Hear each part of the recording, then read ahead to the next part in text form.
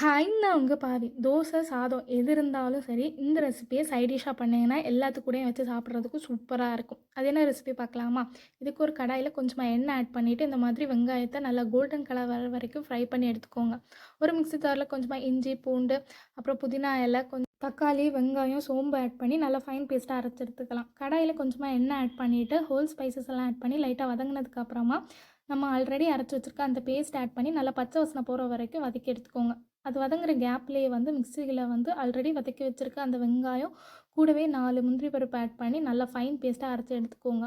நல்லா வதங்கின அந்த பேஸ்ட்டில் கொஞ்சமாக உப்பு, மிளகாத்தூள், அப்புறம் தனியாத்தூள், ஜீரகத்தூள், கொஞ்சமாக கரம் மசாலா ஆட் பண்ணிவிட்டு நல்லா வந்து மிக்ஸ் பண்ணிக்கலாம். இதுக்கப்புறமா நம்ம ஆல்ரெடி அரைச்சி வச்சுருக்க அந்த வெங்காய பேஸ்ட் ஆட் பண்ணிவிட்டு நல்லா வந்து கட்டி எதுவுமே இல்லாமல் ஈவனாக மிக்ஸ் பண்ணிக்கோங்க. கூடவே கொஞ்சம் தண்ணி ஆட் பண்ணிவிட்டு மூடி போட்டு 5 நிமிஷம் வந்து ஸ்லோ ஃப்ளேமில் குக் பண்ணி எடுத்துக்கோங்க. நல்லா பச்சை வாசனை எல்லாம் போனதுக்கப்புறமா பாயில் பண்ணி வச்சுருக்க எக்கை வந்து இந்த மாதிரி 2ஆக கட் பண்ணி லாஸ்ட்டாக கொத்தமல்லியில் தூவி இறக்குனீங்கன்னா சூப்பரான சைட் டிஷ் ரெடி. உங்களுக்கு முட்டை நல்லா பிடிக்கும் அப்படின்னா இந்த ரெசிபி கண்டிப்பாக பிடிக்கும். ஸோ இன்றைக்கி டின்னருக்கு கண்டிப்பாக ட்ரை பண்ணி பாருங்கள்.